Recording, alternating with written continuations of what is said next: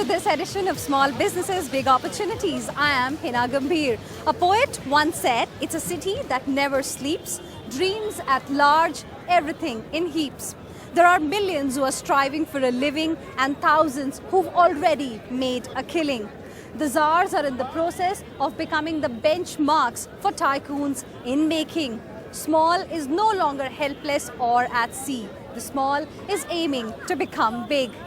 And Sebi and NSE have got plans and policies to really help these small and medium enterprises become big and achieve their goals, to actually help them grow from cradle to cross. And that's the reason why we've come today to the Maximum City.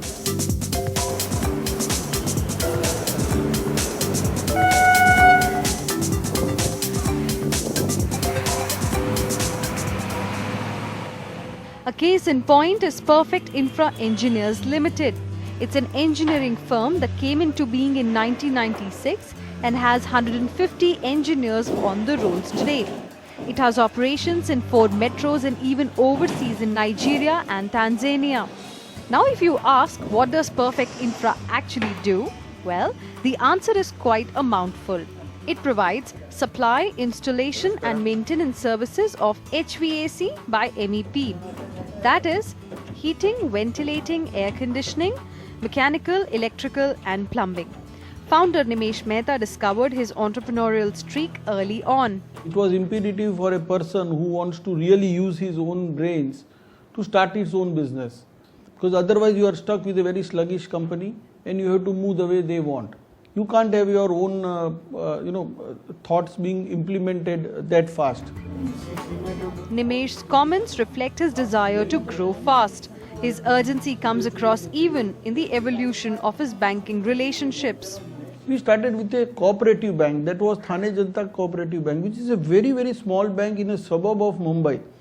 And no sooner we grew, we found that cooperative bank is no more our cup of tea. So we had to shift it to Indian Bank. And then slowly we shifted to Yes Bank. Slowly we shifted to ICICI Bank. So changing of bank also has got its own level of operations. 2015 was a major turning point for Perfect Infra. Nimesh decided that the next phase of growth had to be fueled by an IPO and initial public offering. See, it's all about the mindset the man has to decide on. With at my own capacity, I may touch 220 crore company, which I already made it.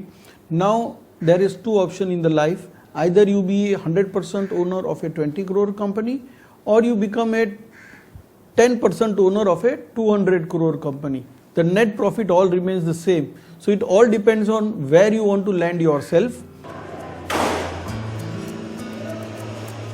Nimesh knew that preparing for the IPO would be hard work for an MSME like Perfect Infra, but it was also the most efficient way to raise capital to finance some bold business calls. We again took a very bold step of going with the backward integration, wherein we start manufacturing certain critical components for the project, which are technically critical as well as financially critical. Financially, these are the components which really give us the margin, and we cannot be relying on somebody else to supply us throughout our life. So we started this factory around a year back. We bought the place with the help of SIDBI and ICICI Bank, which are our bankers, and later on we went into the IPO so that we can further fund this project. India's stock market regulators SEBI and stock exchanges recognize that MSMEs like Perfect Infra need some hand-holding as they embark on an IPO, which is why a special framework has been created for this sector. In the year 2010, Prime Minister's task force had recommended setting up of a dedicated trading platform for small and medium enterprises. In the year 2011, SEBI came out with the guidelines, and in 2012, National Stock Exchange started its very own separate trading platform for the small and medium enterprises called as NSE Emerge. We are now joined by Mr. Ravi Varanasi, Chief Business Development at NSE. Thank you very much, sir, for joining us here on NDTV. It's my pleasure. Tell us firstly why, when already there is an exchange, there is a platform available for listing, why was there really a need to come out with a separate platform for small and medium enterprises? Yeah, the main board, that is the NSE exchange platform, requires a set of compliances, and the cost of raising capital are at a different level compared to which possibly may not be suitable for small and medium enterprises, because their requirement of capital is relatively small, and their ability to kind of comply with some of the stringent requirements may be difficult for them to really reach that stage. So what Sebi has looked at was to create a platform which will make raising capital for small and medium enterprises that much simpler, with reduced compliance requirements, and the cost of reaching the public to raise capital also would be reduced to that extent. So that was the driving force from SEBI side. And also SEBI at the same time wanted to ensure that, since the risk profile of these SME enterprises is going to be different from the risk profile of the large companies which are listed on the main board, they also wanted to ensure that very small investors who do not understand the risk profile of these kind of companies are kept out of this particular platform, and capital raising as well as trading subsequently. That is where they wanted to ensure that a separate platform is created, which ensures that compliances are relatively low, cost of raising capital is low, and at the same time protects the investors, and then whatever information is required by the investors is provided by the companies, which is sufficient for well-informed investors. And what is really the benefit if we talk about, if an SME wants to get itself listed? Firstly, tell us what are the benefits that are available right now? Okay, first thing is, most of the SMEs tend to be known only within their circle, in their ecosystem or wherever they are operating. A listing on national platform like NSE would immediately increase the visibility substantially. They are known across the country, because all the SME companies are also available for trading on all 250,000 terminals which we have across the country. So their reach is increasing dramatically from wherever they are operating. That is the first biggest benefit. The second benefit is, most of the time the partners, JV, joint venture companies, or the foreign joint venture people who are looking for joint ventures with SMEs would look at a company. If it is listed, they have that much more comfort, because listed entities tend to have better corporate governance. So their ability to enter into agreements with foreign collaborators or suppliers will increase with listing. And the third benefit is, as long as it is not listed, if a company is not listed, the capital is the capital, that's it.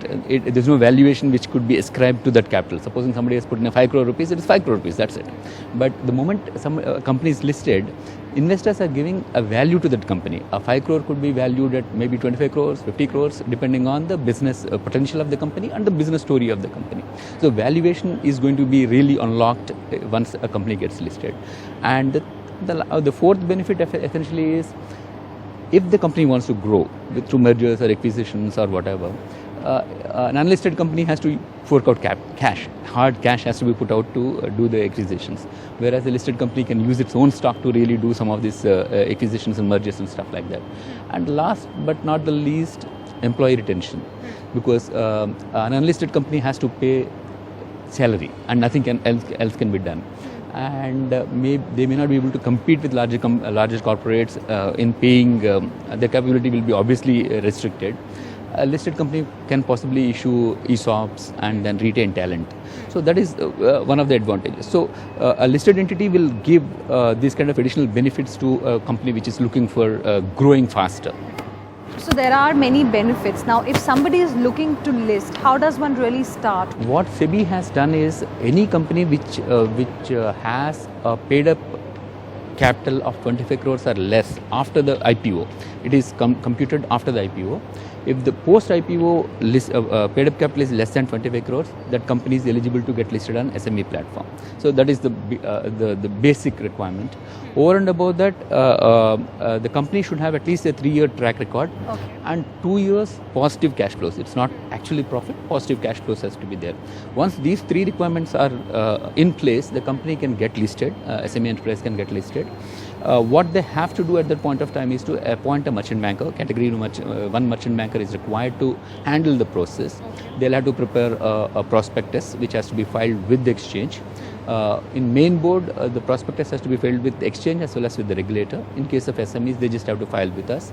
Then once exchange does its own due diligence, then the rest of the process will go on and they can get listed. And what is really the difference between, if you can talk about key differences between listing on the main board and listing on the small and medium enterprises, considering the norms are pretty stringent for main board listing for SMEs, then, would that make a difference as far as the benefits again then are concerned? How does it really work? Yeah, so there are a few differences. When Sebi has allowed SMEs to raise capital, they have looked at a couple of major differences. Because what happens is a main board company, it has to really do, say the prospectus has to be filed with the regulator. Regulator gives their own comments, post which only it can go forward. Whereas in case of SMEs, it has to be filed with exchange, and exchange gives the clearance, and then they can go ahead and go for the public offer. The second requirement has been that in case of main board companies, more than at least 1,000 investors have to be there, 1,000 subscribers to the IPO. Whereas in case of SME, they just said 50 investors is sufficient, because that kind of reduces the cost of raising capital, advertising, reaching out to public. That reduces fairly substantially. A lot of SMEs have their upstream, downstream, say suppliers or dealers, so they can participate. So that much leeway has been given. Just with 50 investors, somebody can come in and then raise capital. The other, once a company gets listed, the compliance requirements have also been changed. One is main board companies have to file their financial documents as well as shareholding pattern, everything, every 3 months. Every quarter the documents have to come. Whereas in case of SMEs, the relaxation has been given to once in 6 months. Okay, so it's not like it's a half-yearly thing that they have to file. So that is one more concession which Sebi has given. And Sebi also has looked at the requirement. What happens is in the main board, there is no hard underwriting required for the issue. Whereas in case of SME companies, Sebi has mandated hard underwriting. The idea is to ensure that once an SME decides to go for public issue, they should get the money, because they supposing an issue fails, the entrepreneur may not be able to withstand the spend which has happened. So entrepreneur may not be able to really do that. So what Sebi mandated is that hard underwriting. So once an SME goes for listing, decides to go for an IPO, the merchant banker and other underwriters have to ensure that 100% underwriting is provided. So even if issue fails, the promoter is ensured of receiving his whatever is the IPO proceeds. Okay. So that is the biggest advantage which has been provided. And also Sebi wanted to ensure that investors, since the number of investors is not very large, there may not be liquidity post-listing. So Sebi mandated a market making scheme. So the merchant banker has to appoint a market maker who will provide buy-sell quotes. So investors who have invested, supposing at some stage somebody wants to exit, there is somebody who provides a buy and sell quote, so that exit and entry becomes that much simpler. In a main board, that's not required. So there are a few changes which have been made by Sebi to ensure that the cost of raising capital comes down and ease of doing business increases for SMEs once they issue capital and then get listed on the exchange platform. Also, one last question as to if these SMEs do get listed, then how are you really hand-holding them in understanding that there is something like this which is also available in the market, and these are the kind of benefits. So how are you really hand-holding them in getting here on the platform? Yeah, what we are trying to do in the last 2 years has been to reach out to all major SME clusters. There are large clusters of small and medium enterprise companies which are located across the country.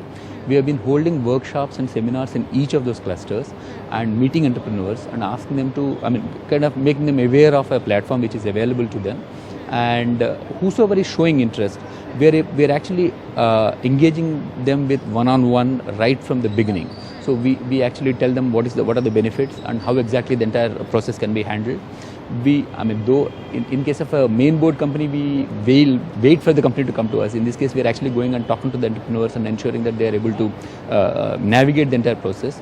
We put them onto investors, we put them onto a merchant banker, And over and above that, we do our own due diligence, which kind of strengthens the company's ability to raise capital in the market. Plus, we do a third-party due diligence by a reputed rating agency like a CRISIL or a CARE, and we can kind of circulate that due diligence report among institutional investors. The NSE's SME platform has seen good traction in 2015, taking the total tally of MSMEs listed on the NSE to 32. 11 were listed via an IPO, while 21 were listed without an IPO. Perfect Infra Engineers was the latest listing. A ready reckoner on listing for MSMEs? After the break, we examine how comfortable MSMEs like Perfect Infra felt through the IPO process. Small businesses, big opportunities will be back in a few minutes.